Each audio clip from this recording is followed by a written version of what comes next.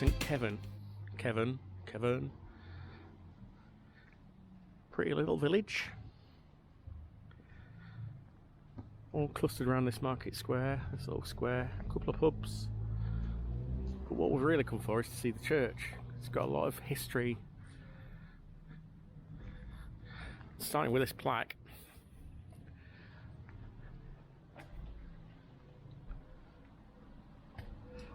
In memory of Michael Joseph, the Smith, and Thomas Flamanck, leaders of the Cornish host who marched to London and suffered vengeance there, June 1497. They shall have name perpetual and fame permanent and immortal. Don't know what that was, but we'll find out.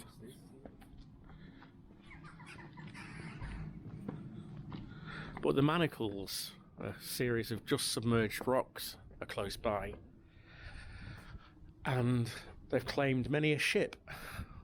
And apparently there are a lot of memorials in this churchyard to different ships. Lots of lives lost. Over 400 people buried here from different ships that have gone down and they've drowned.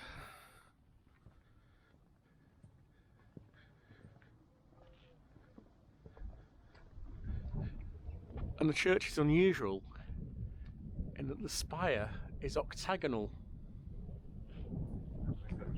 Tower and a spire. Tower and a spire. Yeah, the spire was built later to make it more prominent.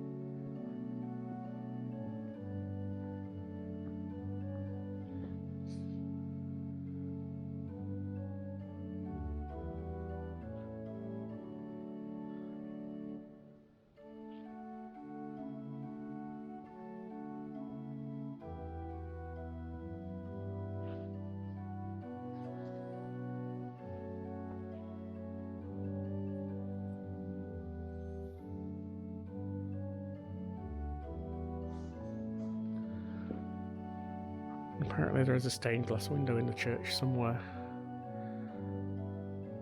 It's dedicated to all sailors and passengers and crew of ships that have gone down and have died.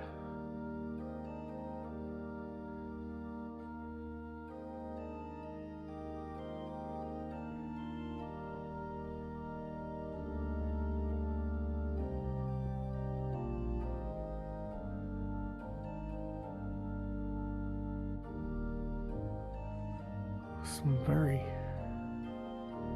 old memorials on the walls. Sacred to the memory of Lieutenant Colonel Sandys, late of the Honourable East India Company's service to the Bengal establishment, and one of His Majesty's Justices of the Peace for the County of Cornwall.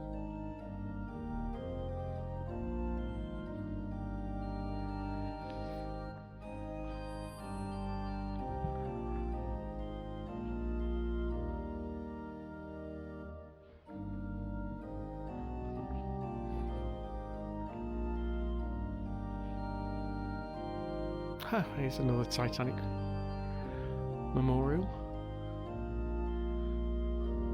To the glory of God and in memory of John R. Jago Smith of the Transatlantic Post Office, who died on duty in the foundering of the SS Titanic, April 15th, 1912.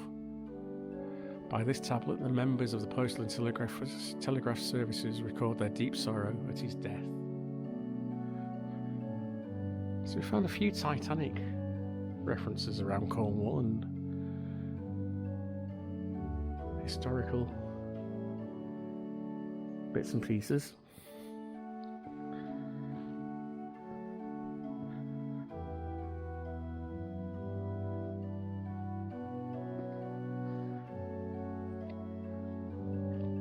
It's an unusual thing in the church.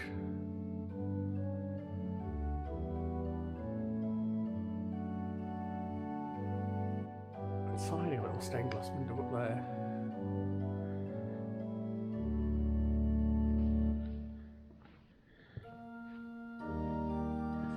Ah, right, we can go up.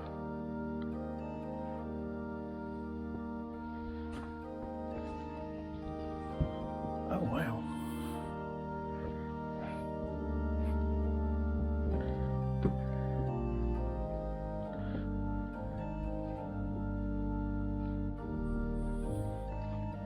So I fall down, kill myself, but I die in a church.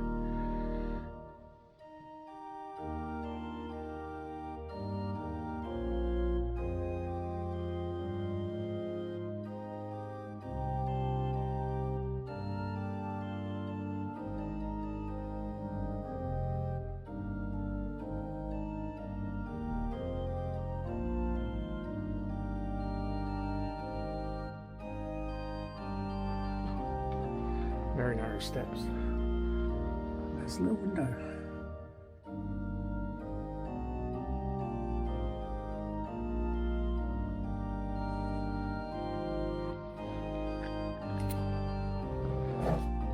As you can see, quite steep, narrow steps.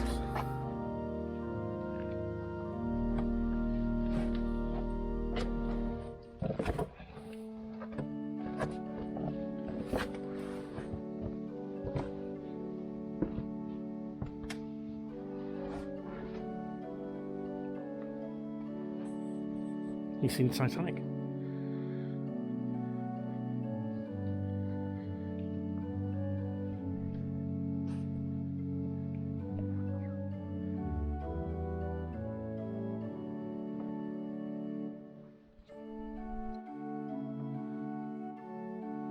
Not seen anything like that in a church before.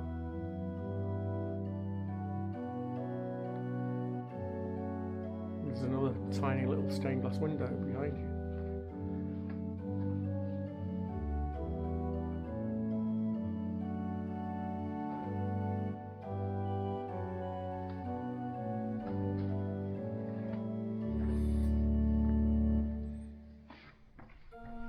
In memory of James Hill, for 30 years coxswain of the Porthouse Stock lifeboat.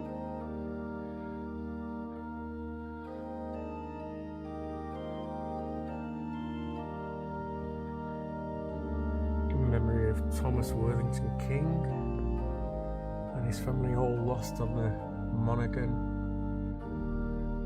October 14th, 1898, bell number 5 has been placed in the tower of this church by his brother, William Neal King of Cincinnati, Ohio, USA. Lots of history, isn't there?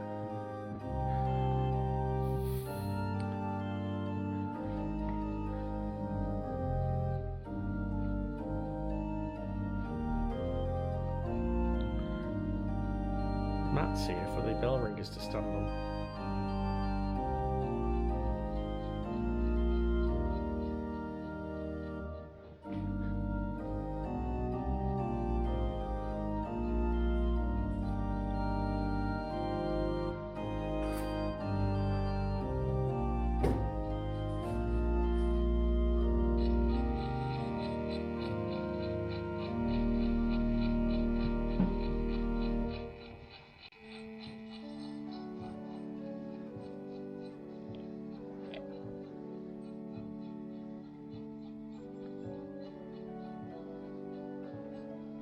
Information about the bells. Difficult to read. Usually the bells travelled down to tenor. Their weights, 500 weight, down to 1800 weight.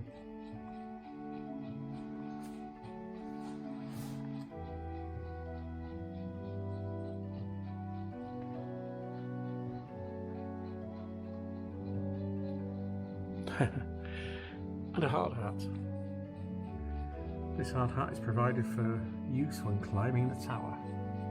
Health and safety.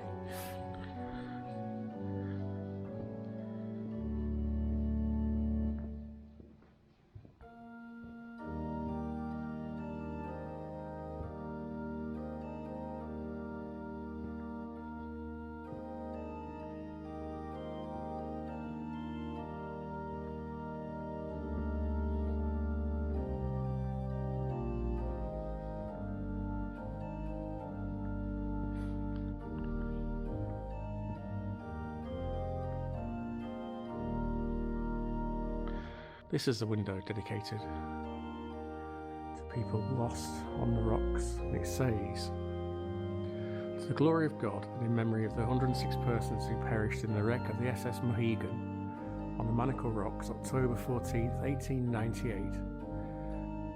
This window was erected by the Atlantic Transport Company owners of the vessel."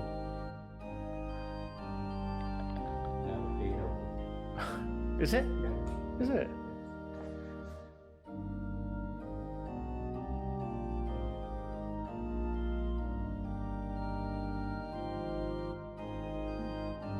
It's a lovely church.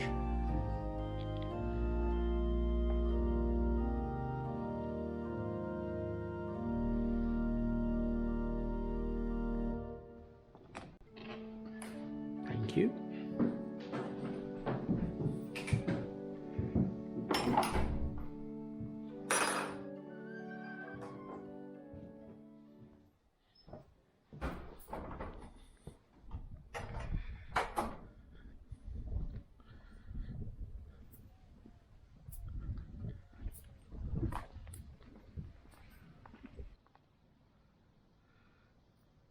There's a better view of the tower and the spire.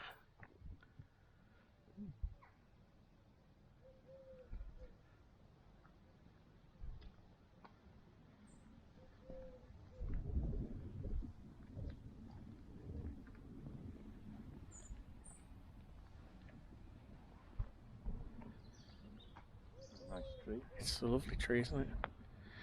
Old.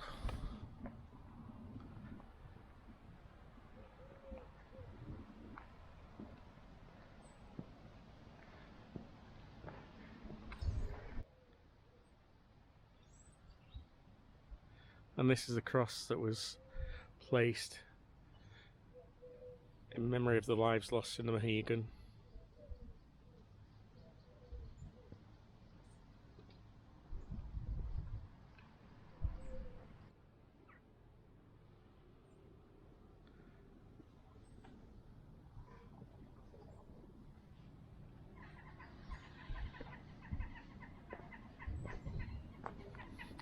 And the congregation can come straight out of the church and straight into the pub. We've just met a lady in the square just as we're coming out of the church, and she knows a little bit about why the steps are there that we saw.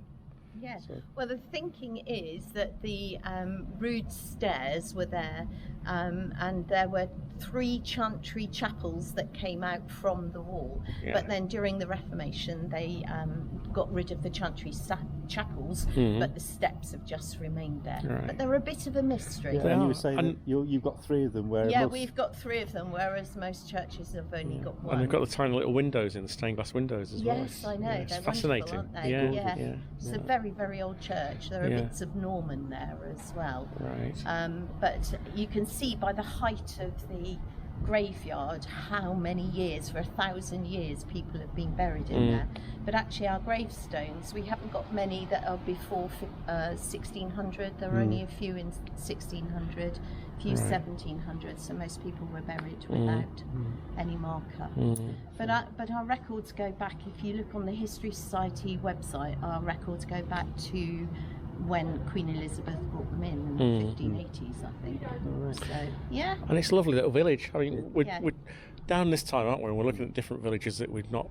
I mean, we're not doing the touristy bit as such this time, so it's that's nice good. to get to the bits. where people don't go. The proper bits. Proper Cornwall. Definitely, Yeah. proper Cornwall. Well, thank you very much. So Yes, you've thank you. seen our statue at the top of the road. No, we're heading that way now. So when you drive down into the square on the left-hand side, there's a wonderful bronze statue, and that's of Michael Joseph and Thomas Flamanck. Right. Yeah. So they led the rebellion in 1497. The host. Yes, they did, against Henry, and many of them were murdered and killed at the Battle of Blackheath. But it's something you don't actually read much about in the history books. But the king was actually worried about them because he sent the Queen and Henry VIII and the other young princes and princesses into the Tower of London, just in case, for safety. But the whole thing was about getting extra taxes to pay for his war with the Scots. and the Cornish didn't see why they should have to do that. But then he turned his army around as they were going up to Scotland, turned them around and brought them back to Blackheath. So all the people of St Keverne only had bill hooks, and you know, there was only one noble who was with them, Lord Audley, and so they were slaughtered basically. But he was shown a mercy, Michael Joseph, because he was a very charismatic leader, and they allowed him to be hung until he was dead before they quartered him. Horrible, yes. Thank you. That's a lot more interesting than just reading it up on Google and telling us telling people. So, but thank you. Every year we remember him. So on the 27th of June we have a commemoration here, and we have a concert in the hall. So we still remember him. Yeah. And then on the 500th anniversary, some of us from the village walked all the way to London to emulate. Brilliant! His, excellent. Yeah. And we all met at Blackheath, and Cornwall played Blackheath. And we won, rugby. Only by 1 point, but that matters, doesn't it? Yeah. So every year we commemorate Michael Joseph. Brilliant. Yeah. Thank you for that. That's yes. If you want to have a look at anything, you just Google St Keverne Local History Society. Yeah. Have a look at our website. Thank you. Quite a bit on there. Thank you very much. Thank you. Take care. Thank you. Thank you. Bye bye. I love history. So do we. Thank you. It's a lovely little village.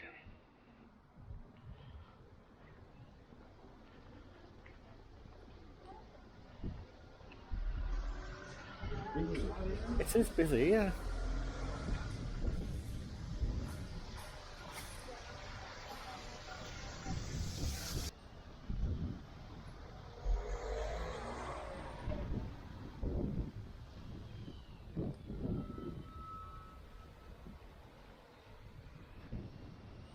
We've just come out of the village and found the statue that the lady was telling us about, the two local people from the Cornish host